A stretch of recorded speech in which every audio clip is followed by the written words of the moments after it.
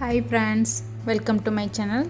இன்றைக்கி நம்ம பார்க்க போகிறது விநாயகர் சதுர்த்தி ஸ்பெஷல் 3 வகையான பூரண கொழுக்கட்டை எப்படி பண்ணலான்னு பார்க்கலாம்.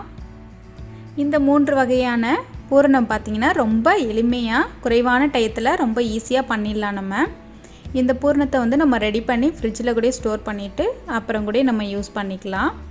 ரொம்ப எளிமையான பூரணம் தான் பார்க்க போகிறோம். வாங்க வீடியோக்குள்ளே போகலாம். இப்போ நம்ம முதல்ல பருப்பு பூரணம் எப்படி பண்ணலான்னு பார்க்கலாம்.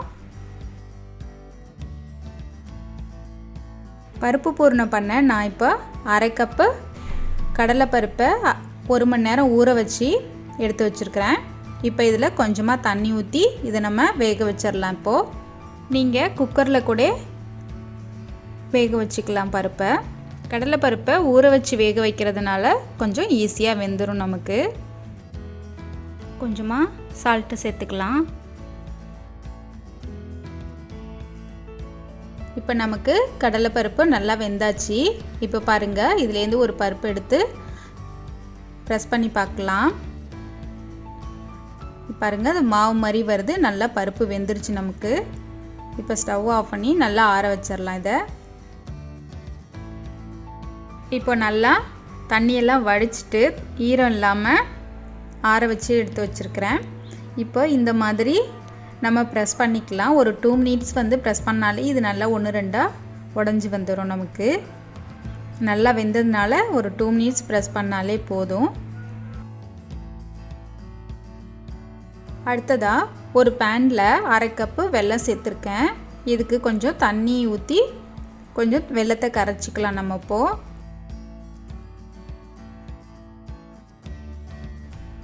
இப்போ வெல்லம்லாம் நல்லா கரைஞ்சி வந்துருச்சு. இப்போ நம்ம இதில் 1/4 கப்பு தேங்காய் பூ சேர்த்துக்கலாம்.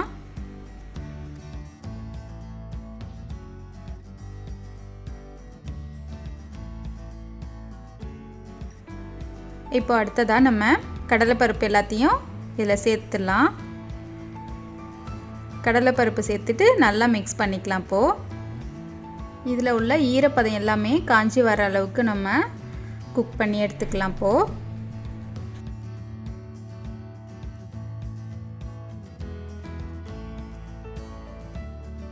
இப்போ பாருங்கள், இதில் உள்ள ஈரப்பதம் எல்லாம் போயிடுச்சு. இப்போ நமக்கு பருப்பு பூரணம் ரெடி ஆயிடுச்சு. அடுத்ததாக நம்ம இப்போது எள்ளு பூரணம் எப்படி பண்ணலான்னு பார்க்கலாம். வாங்க. இப்போ ஒரு பேனில் நான் 1/4 கப்பு எள் எடுத்துருக்கிறேன். இப்போ இந்த எள்ளை நம்ம நல்லா வறுத்து எடுத்துக்கலாம். எள் கொஞ்ச நேரத்தில் சூடானதும் நல்லா வெடிக்கும். எள்ளோட வாசமும் நல்லா மணமாக வரும். அந்த ஸ்டேஜ் வரைக்கும் நம்ம எள்ளை கருக்கிடாமல் வறுத்துக்கலாம்.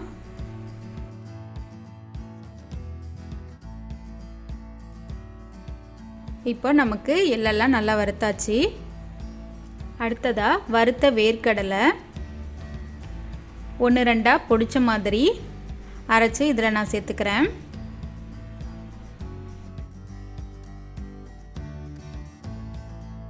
அடுத்ததாக 3 டேபிள் ஸ்பூன் நாட்டு சர்க்கரை ஆட் பண்ணிக்கலாம். வெல்லம் கூட ஆட் பண்ணிக்கலாம்.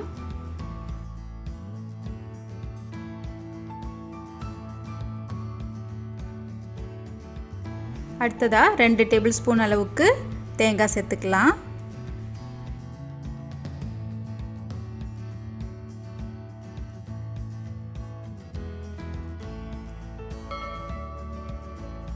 கடைசியாக கொஞ்சம் ஏலக்காய் தூள் சேர்த்துக்கலாம்.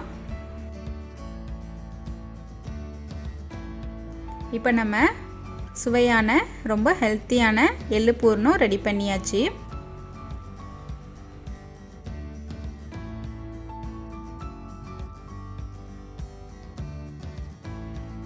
இப்போ நம்ம தேங்காய் பூரணம் எப்படி பண்ணலான்னு பார்க்கலாம். வாங்க.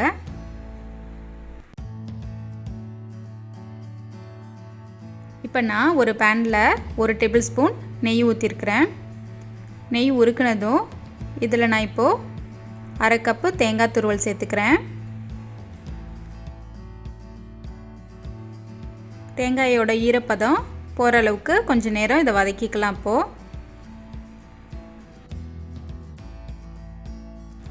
இப்போ ஒரு 3 டேபிள் ஸ்பூன் நாட்டு சர்க்கரை ஆட் பண்ணிக்கிறேன். வெல்லம் கூட சேர்த்துக்கலாம்.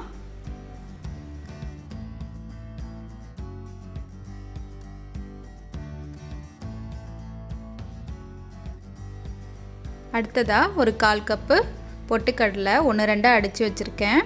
இப்போ நம்ம அதையும் இதில் சேர்த்துடலாம்.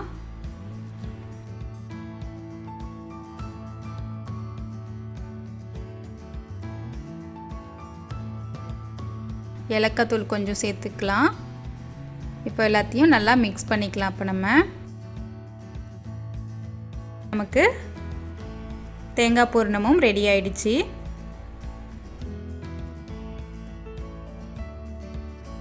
அடுத்ததாக நான் 1 கப்பு பச்சரிசி மாவு எடுத்து வச்சுருக்கிறேன். இந்த பச்சரிசி மாவு பார்த்திங்கன்னா பாக்கெட்டில் கடையில் வாங்கின பாக்கெட் மாவு தான். கொஞ்சமாக சால்ட்டு சேர்த்துக்கலாம். இப்போ இதில் நல்லா சூடான தண்ணியை இதில் கொஞ்சம் கொஞ்சமாக சேர்த்து ஒரு ஸ்பூன் வச்சு மிக்ஸ் பண்ணிக்கலாம். நல்லா சூடான தண்ணி சேர்க்கும்போது இந்த மாவுலாம் இதிலே வெந்துடும். கொஞ்சம் கை பொறுக்கிற அளவுக்கு சூடு ஆறுனதுக்கு அப்புறமா இதை நம்ம கையால் நல்லா பிசைஞ்சிக்கலாம். மாவு பிசையும் போது நீங்கள் அதிகமாக தண்ணி ஊற்றிட்டிங்கன்னா உங்களுக்கு கொழுக்கட்டை பிடிக்க வராது. இல்லை தண்ணி ரொம்ப கம்மியாக போயிட்டாலும் உங்களுக்கு கொழுக்கட்டை வெடிக்கும். அதனால் கரெக்டான பதத்துக்கு வர அளவுக்கு நம்ம கொஞ்சம் கொஞ்சமாக தண்ணி சேர்த்து நம்ம பிசைஞ்சு எடுத்துக்கலாம் மாவுலாம்.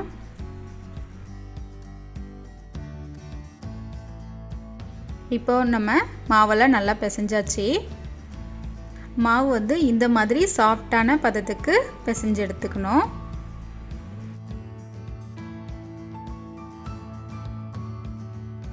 இப்போது நான் கொழுக்கட்டை அச்சில் 2 சைடும் நான் ஆயில் அப்ளை பண்ணிக்கிறேன். கொழுக்கட்டை அச்சு இல்லைன்னாலும் ஒரு கவரில் வச்சு பண்ணலாம், இல்லை உருண்டையாக கையில் வச்சு கூட பண்ணலாம் ஈஸியாக. இப்போது அச்சை க்ளோஸ் பண்ணிவிட்டு ஒரு சின்ன உருண்டையாக மாவை உருட்டி இப்போ நம்ம உள்ளே வைக்கலாம். உள்ளே வச்சுட்டு சென்டரில் ஒரு கையால் விரல் விட்டு ஓரமெல்லாம் ப்ரெஸ் பண்ணி விடுங்க மாவை.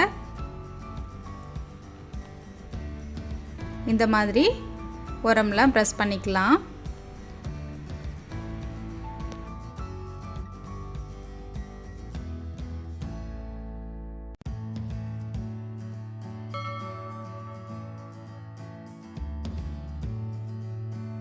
இப்போ நம்ம உள்ள பூரணம் வச்சிடலாம்.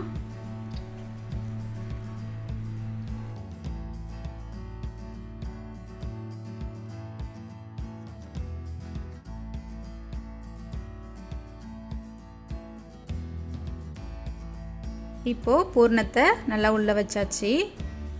இப்போ நம்ம கொஞ்சமாக மாவெடுத்து இப்போது இந்த சைடும் க்ளோஸ் பண்ணிக்கலாம். நம்ம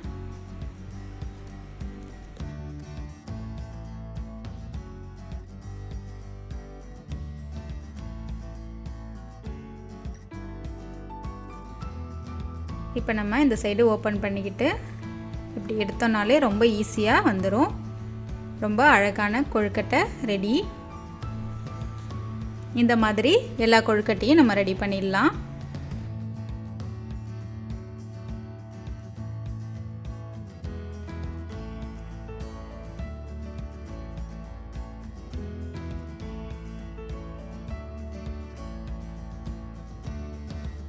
இப்போது கொழுக்கட்டையெல்லாம் ரெடி ஆயிடுச்சு.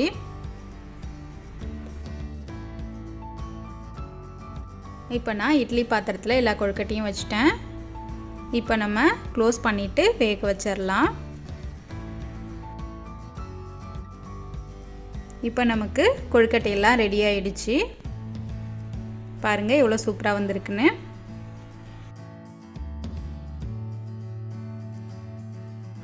நம்ம இன்றைக்கி 3 வகையான பூரணம் அப்புறம் கொழுக்கட்டை எப்படி பண்ணுறதுன்னு பார்த்தோம். நீங்களும் இந்த வீடியோ பார்த்து என்ஜாய் பண்ணியிருப்பீங்கன்னு நினைக்கிறேன். இந்த வீடியோ உங்களுக்கு பிடிச்சிருந்துச்சுன்னா லைக் பண்ணுங்கள், கமெண்ட் பண்ணுங்கள், ஷேர் பண்ணுங்கள். மறக்காமல் சப்ஸ்கிரைப் பண்ணிக்கோங்க. கூடவே பக்கத்தில் வர பெல் ஐக்கானையும் ப்ரெஸ் பண்ணிக்கோங்க. தேங்க்ஸ் ஃபார் வாட்சிங்.